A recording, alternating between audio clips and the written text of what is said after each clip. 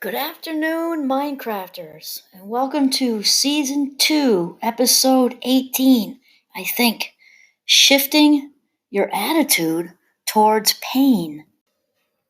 So I put this down for a bit. This book I brought up to you. We have been chatting about for a couple of episodes with the Shenpa situation, which I have to tell you has really stuck with me. If you haven't listened to those two episodes, you might want to go back because wow, is that relatable? That sticky just that's like it's even better than using words to describe it. It's just that feeling on the inside that kind of sticks to our rib cage and our bones and everything else. We just want, to react. Somebody says something, we just feel that surge of, or we want to jump in and be right and all that. And that somehow, and then I kind of, went off in a different direction, reading some other books and everything. And then I picked it back up, and it's interesting because this is not the same. So don't worry about repeat here. It continues, but it's different. Pima Chodron talks about in her book Practicing Peace in Times of War, which is that timely or what? I'm just saying about how important it is to change our attitude toward pain. And the word change is good, adjust is good, shift is good, because we are creatures of habit. And I think many people don't realize that habits aren't made or broken, they just shift. It's about, changing the routine in the middle.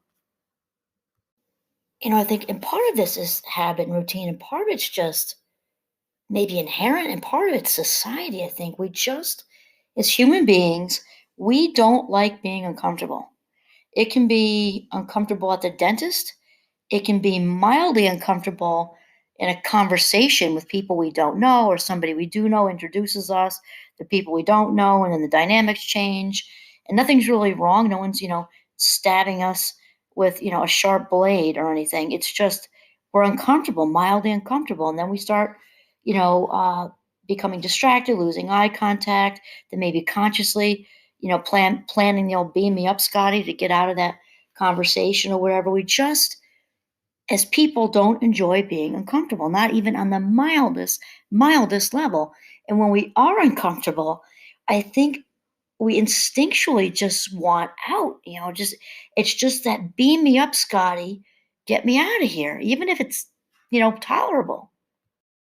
And sort of the twofold thing here that we're talking about. The other thing we have going on is, at least in the States, there is, and my students and I have talked about this actually, especially since, the course Minecraft I bring up with you a lot about becoming the boss of our brain with the path of happiness and, the goal of happiness or ongoing goal of happiness, that there's a certain pressure to be happy. It's like happiness pressure.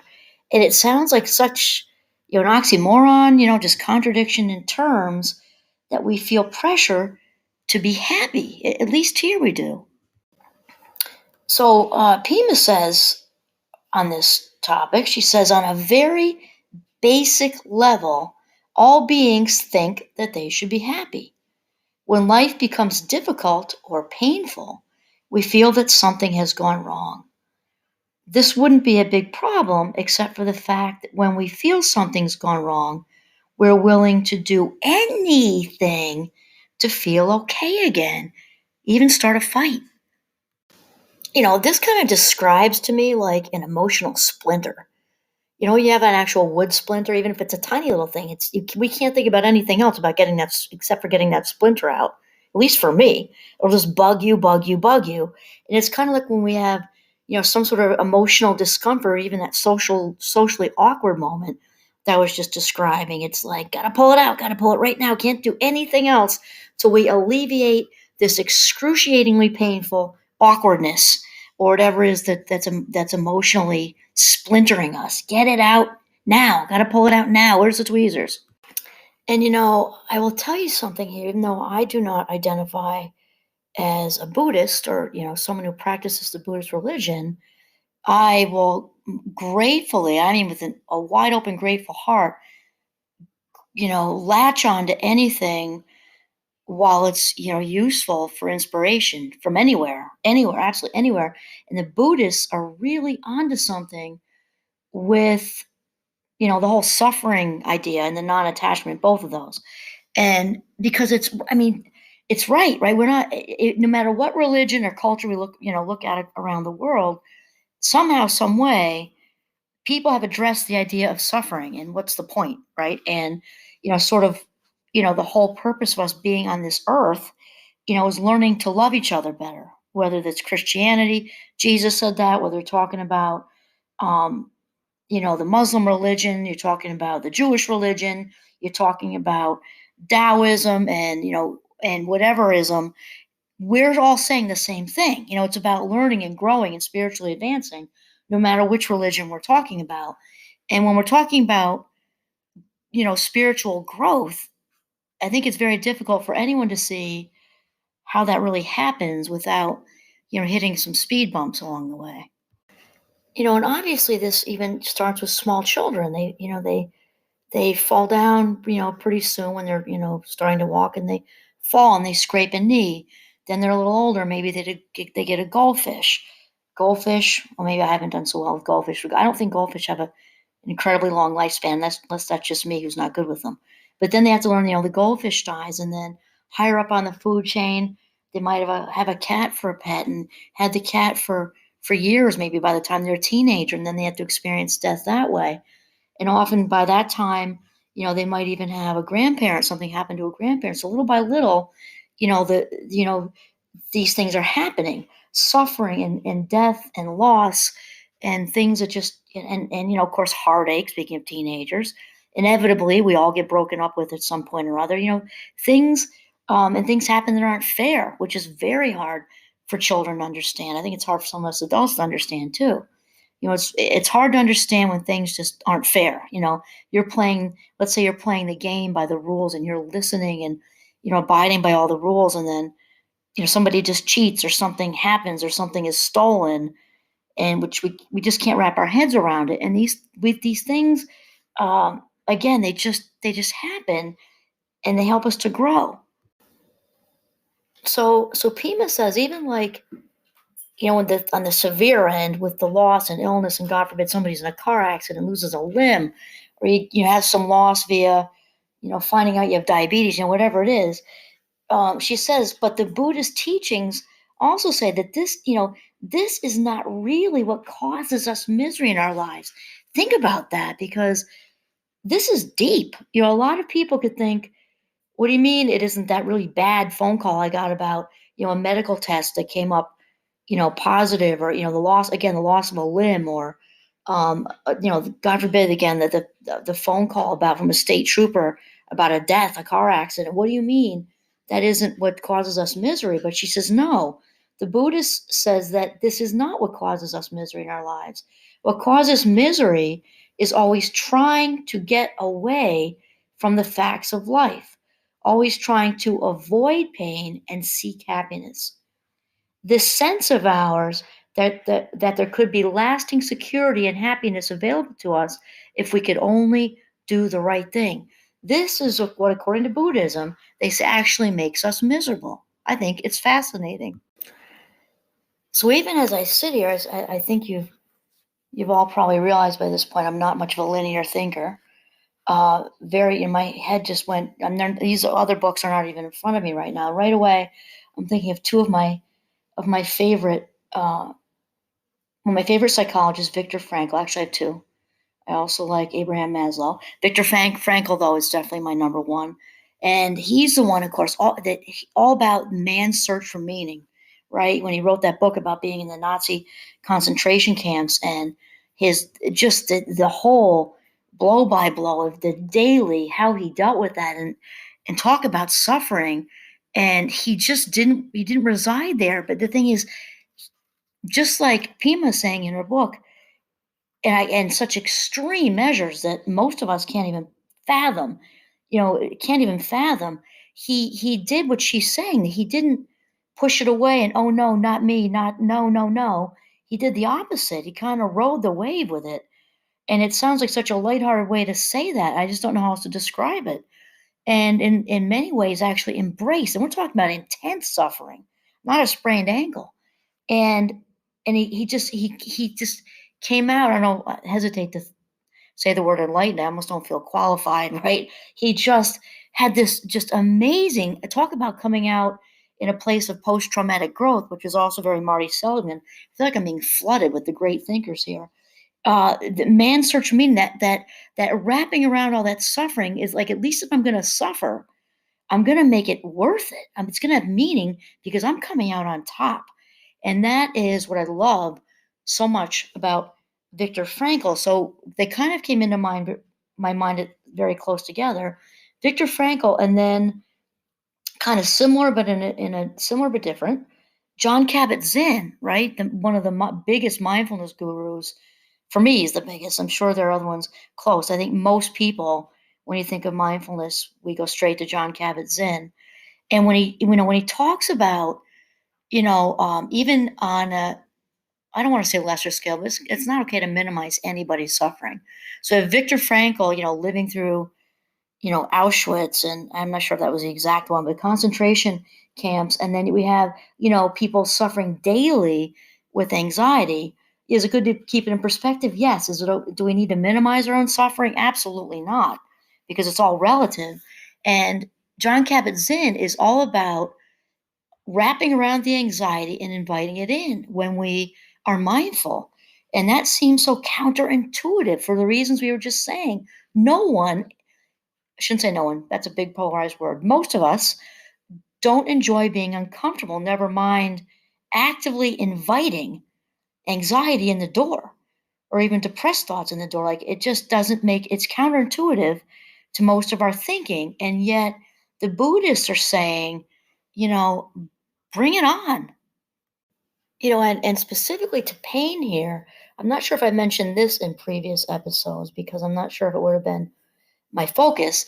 The addition, John Kabat-Zinn is probably the top name again that I know with mindfulness. He's been in it for, I don't even know this, at least 4 decades. I wouldn't even attempt that one. It's most of his life.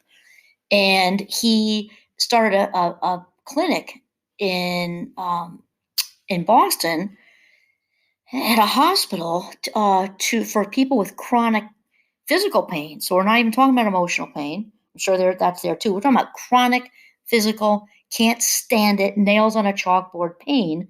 Because if you know about nerve pain, it can't really be medicated. Nerves don't really respond. You can use steroids and make inflammation come down and things like that, but it's not like taking antibiotics for an abscessed tooth where it vanishes until you run out of antibiotics if you didn't have the tooth taken care of, and then it comes right back, right? Nerve pain is different. So people who have experienced accidents and have vertebrae issues or whatever kind of nerve damage or degenerative nerve stuff or whatever, they're living with this every single day. Low grade pain, high grade pain. I don't know how they would stand it. And so John, they originally came to his pain clinic, and then he's doing all this mindfulness stuff with inviting the physical pain in, like with a welcome mat. Come on in, sit on the couch. Can I get you a lemonade? Kind of thing. And lo and behold, the high majority of people who have gone through John Kabat-Zinn's programs to reduce their physical pain have reported far, far, far less pain, like significantly less pain. And, really has me thinking, I've been kind of studying John Kabat-Zinn for a while and now reading Pima's work, which I had not done until my friend gave me this for my birthday. And I'm thinking like, wow, thank you to the universe for kind of dropping this in my lap because it's kind of building on itself. And I'm thinking, I think this is just such a good message right now, something that I'm really kind of feeling ready to wrap my head around. So Pima goes on to say, she says, in this very lifetime, we can do ourselves and this planet a great favor and turn this very old way of thinking upside down. As Shanti Deva points out, suffering has a great deal to teach us. If we use the opportunity when it arises, suffering will motivate us to look for answers. Many people, including myself, came to the spiritual path because of deep unhappiness.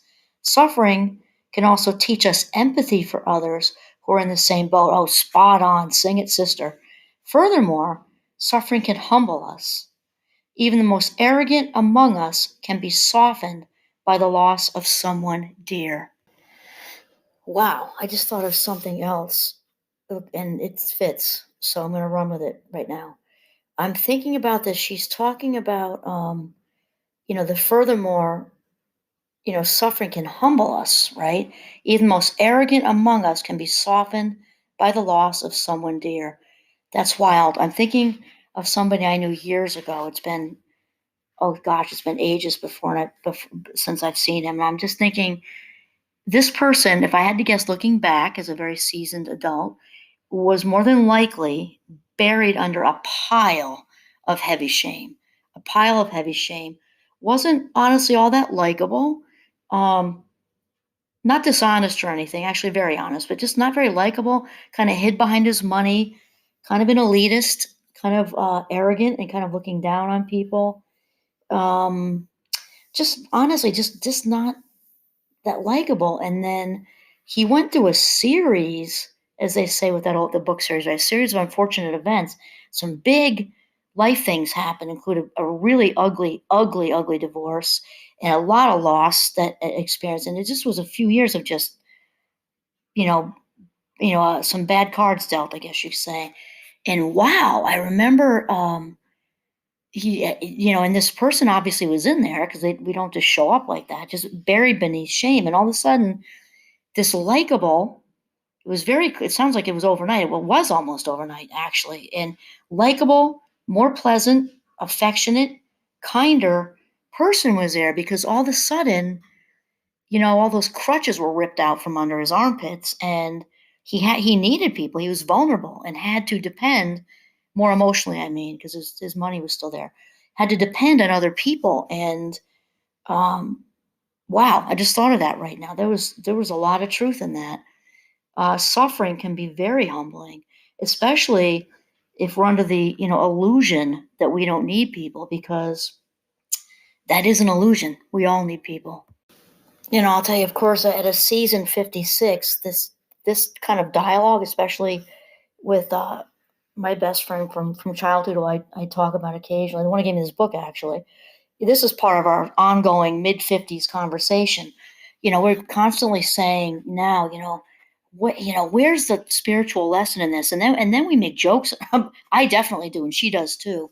When we're getting the same lesson over and over again, and she and I both have they're not the same. We both have a main theme of these spiritual lessons. Sometimes I'm just not getting mine, or she's just not getting hers, and we're saying, okay, whatever it is that just that curveball that life threw at us. What is the meaning in this? What's the meaning in this? I thought I learned this lesson already, but apparently I haven't, because it's back again. It might be somebody, same person wearing a different outfit or a situation. And this is actually part of our dialogue with looking for the deeper meaning in whatever it is going on. And this actually has me thinking of something funny. With my best friend from college at St. Mike's, she's amazing, and I spent a great deal of time with her whole family from the age of 8 and 19, I guess we were, on to this day, and we are still in touch, pretty much every few days. And her brother, I became friends with. He also went to college with us. We became, close, kind of outside, all together, but also outside of each other. He loved to have coffee for hours and just discuss all these deep topics, and he's hysterical. Well, I saw him sort of recently. It was a couple years ago. So now he's a year younger than me, I think. Let's say 2 years. He's probably 54 by now. We were having a talk very similar to this one that we are discussing today. And he said, "Oh my God," he calls me Kimmer. "Oh my God, Kimmer, I can't believe you're saying that about, suffering and these, the universe teaching us these lessons over and over." He said, "I can't believe you're saying this because at work," he's just the nicest guy you'd ever want to meet. At work, there's just a couple of annoying. They're just so annoying. These people are just so annoying. My colleagues, and I don't get why people do these things and say these things and why they, are actively being mean or whatever. And it got to a point where I said, I just prayed out loud. He said, "God, please help me learn how to deal with annoying people better. I'm losing my mind. Help me. Please help me learn how to deal with annoying people better." And then he looks over to me and he said, "What do you think the universe sent me?" I said, "What?" What, Randy? He said, more annoying people. I mean, that's exactly the message right there. It just the universe keeps tossing it at us until we pass the test. It's kind of like I'm thinking of Mr. Circle in my senior year of high school. I know that's where my head goes. He gave quizzes. He's one of my probably could be my favorite teacher ever pre-college. He would allow us because physics is hard, and so is life, right? So here's the analogy, right? Here's spiritual lessons in physics. He would allow a student to take the quizzes were out of 10 points, and there were like 20 of them for the whole semester or something like that. And you could take them over and over and over again as much as you wanted to. They would be the same content. Obviously, the questions changed around because you could just memorize that. He was a very good teacher. But they weren't set to trick you. You would if you knew it, you got it, and you would keep going up. And he didn't average them, he swapped them out. So if you got a 6 out of 10 the first time, you got an 8 the next, he just kept doing it, and he took your highest one. Well, to me, that's kind of like, once you got it and you want to stick with the 9 or you went for the 10 or whatever, but you knew that whatever the chapter was in physics, Newton's laws or whatever, that when you finally took it for the fifth time, you just kind of like, oh my God, like almost you got it so much you were sick of it, but you got it. And to me, that taking the quiz thing as many times as you want, it's kind of like what my best friend from growing up and I talk about a lot, and also the best friend from college. Actually, they're both, and they know each other. Very very wise, self-aware women, and we talk about this, like, why can't I? It's like I need to be hit over the head with a sledgehammer or something to get the point. And then once we actually, whatever it is, get it, then it's like, then we can move on. And that said, I think that, as far as this idea that many people kind of have their set point. Like we have one for weight, and we have the happiness set point. That on you know things should be going well. That's a word that I would delete out of my vocabulary. Should. It's a very rigid way of thinking. Or something's wrong, and I have to move and tap dance and pivot like crazy to make sure that things are going well all the time. Another phrase to get out of our vocabulary, because things that don't exist in life, I'm thinking, shouldn't be in our language, right? No one, everything, always, nothing, all the time, never, right? Should. And so it's like this pressure, instead of doing what's counterintuitive and be like, okay, I got thrown a curveball and going to breathe deeply and roll with it. And so Pima says, yet it's so basic in us to feel that things should go well for us, and that if we start to feel depressed, lonely, or inadequate, then there's been some kind of mistake, or we've lost it. I feel like we've lost our groove or something like that. In reality, when you feel depressed, lonely, betrayed, or any unwanted feelings, this is an important moment on the spiritual path. This is where real transformation can take place. I agree with her. And I think in positive psychology, now the course I've designed, again, Minecraft, I actually have to explain this to students because sometimes if I directly ask them, they kind of know. I think maybe it's my tone and pitch, but however, I think some of them think that Minecraft, or the basis for positive psychology is positive emotion all the time. Nothing happens all the time, and nothing's another word to get rid of, right? Even the sun will rise and set pretty predictably, but eventually it'll be a supernova, so that won't even be happening all the time. And also with Minecraft, or again positive psychology, that how important it is to let ourselves feel, how important it is to have the full human experience. It's not about kind of numbing ourselves to negative feelings. And in fact, the opposite is true. We need to feel, because that's part of what makes us human, and we need to sit with it. And certainly in our midlife, I'll tell you, my those two best women friends I just told you about, we love to process all of this going on. I think honestly that's what midlife is for. And then Pima goes on to say, she says, as long as we're caught up in always looking for certainty and happiness rather than honoring the taste and smell and quality of exactly what is happening, as long as we're always running away from discomfort, and we do run from discomfort, right? We're going to be caught in a cycle of unhappiness and disappointment, and we'll feel weaker and weaker. Wow. And again, this comes back to that part, that component of mindfulness, which could be my favorite, actually. Since with my ADHD, again, we have I tell my husband he has a better chance of seeing the good Lord himself than me sitting still for very long. And again, I think sitting's overrated. So I love mindfulness because we can move with it.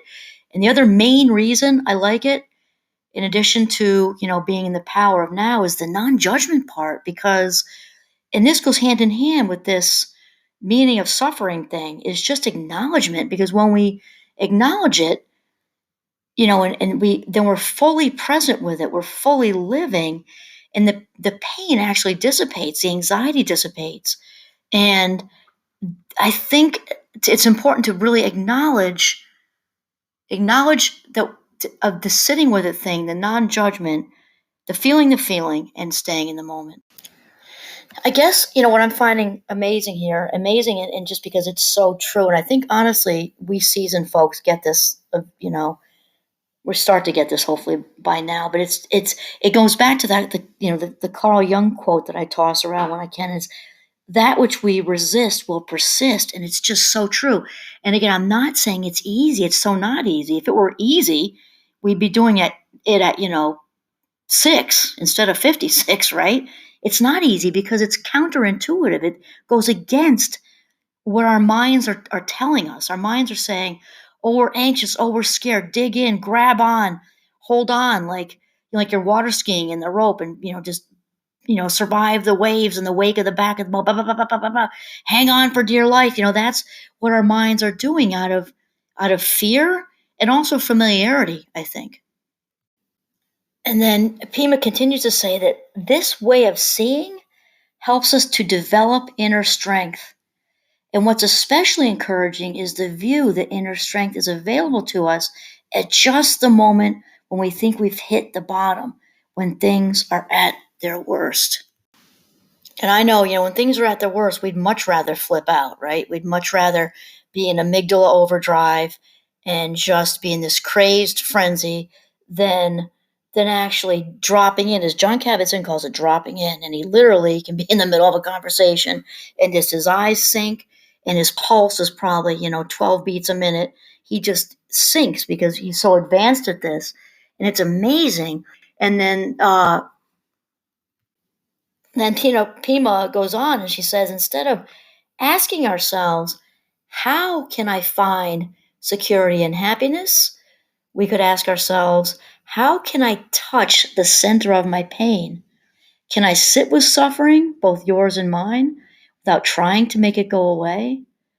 Can I stay present to the ache of loss or disgrace, disappointment in all its forms, and let it open me?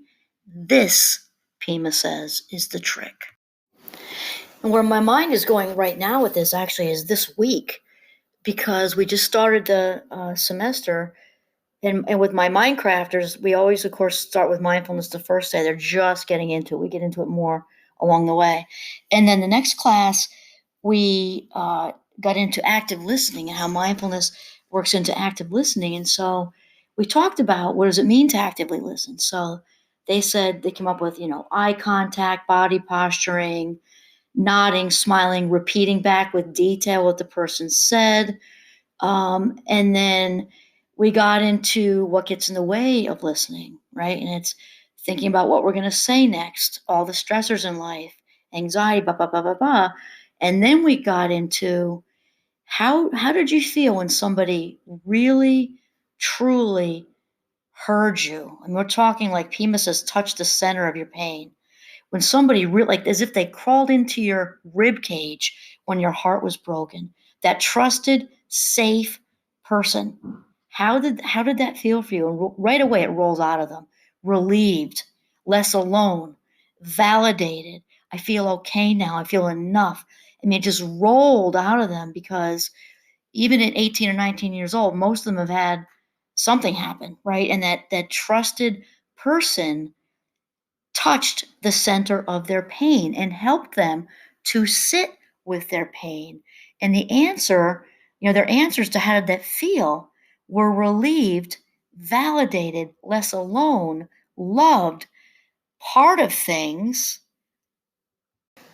cared about, and a feeling of enough and standing on solid ground once again. And then Pima goes on to say, she talks about our barriers. They're kind of like the walls we put up. It's so spot on accurate. There are various ways to view what happens when we feel threatened, when we're amygdala overdrive, right? In times of distress, of rage, of frustration, of failure, we can look at how we get hooked and how Shenpa escalates. If you remember, we've been talking about Shenpa not the last one, but the couple before that. This Shenpa Tibetan word that means that urge to just react, whether it's verbally or physically or whatever. It's that urge to just dig in at somebody, and this escalates. And then she says it can also be helpful to shift our focus and look at how we put up barriers. Isn't that the truth? Freud would call these defense mechanisms. In these moments, we could observe how we withdraw. We do that too, an avoidant behavior, right? And become self absorbed. We become dry, sour, afraid. We crumble or harden out of fear that more pain is coming. In some old familiar way, we automatically erect a protective shield, and our self centeredness intensifies. And boy, that was a lot in one short paragraph because we do, right? We put up shields, I think, like Fort Knox or a castle. And that brings my mind to Ireland. When I was in Ireland with that fabulous woman friend I just told you about from college. And the castle tours, let me just tell you, they are not made for princesses. I'll tell you that right now. Whoa, brutal. And they're meant castles, like they kept saying to us, the guides, castles were meant to keep everything out except what was wanted on the inside. And I picture like the castle walls that we just put up. And again, as we mentioned, in a different episode, is sadly with those walls, we can block out all the hurt, potential pain, potential whatever's out there that could hurt us again and open more wounds or cause new wounds. Sadly, those castle walls, those emotional castle walls that we build, also keep out the good stuff, the love and the vulnerability and the trust and all those awesome relationships that are so wonderfully warm and snuggly. They block all out. They block out the good stuff as well. Okay, so here comes the twist in the story, kind of what we can do. Pima says, but this is in this very same moment when we're busy building the moats and everything, right? She's in this very same moment when we could do something different. Right on the spot, through practice, we can get very familiar with the barriers that we put up around our hearts and around our whole being. We can become intimate with just how we hide out, doze off, and freeze up. And that intimacy, coming to know these barriers so well, is what begins to dismantle them. I love that. As we begin to know these barriers so well, that's when we begin to dismantle them. When we begin to take apart the castle wall brick by brick. And then she says, amazingly, when we give them our full attention, they start to fall apart. Now, I like this. How Pima gets into, we have our shining star parts, and we have our messy parts. It's just kind of how I put it to my kids. And I say it's really important to focus on our shining star parts. It doesn't mean we don't acknowledge our messy parts. Sometimes we have to apologize for behavior that emanates from our messy parts. And it's still important not to stay focused on the messy parts, but to stay focused on our shining star parts. And I like how Pima says, if we want to go through life with all those walls, I mean, go right ahead. Basically, she says, you can cruise through life not letting anything touch you. But if you really want to live fully, if you want to enter into life, enter into genuine relationships with other people, with animals, with the world situation, you're definitely going to have the experience of feeling provoked, of getting hooked on Shenpa. Again, that's the error of wanting to react. You're not just going to feel bliss. The message is that when those feelings emerge, this is not a failure. This is the chance to cultivate maitri, which means a word used that refers to unconditional friendliness toward both your perfect and imperfect self. I love that. And I really love how Pima embraces the whole self. Like in my words, not just the shining star parts, but the messy parts, right? And she says, obviously it's tough to embrace the messy parts. And so she says the qualities that are toughest to be kind to are the painful parts, where we feel ashamed, as if we don't belong, as if we just blown it, when things are falling apart for us. And she says, Maitri means sticking with ourselves when we don't have anything, when we feel like a loser. And it becomes the basis for extending the same unconditional friendliness to others. I love this. Self love, and then it flows. We can start spreading the love to other people. So this is a fabulous place to kind of have a natural closure with, embracing the whole self, including the shiny star parts and the messy parts, and the self acceptance, self love, and how this then emanates to those around us, our family and friends and strangers.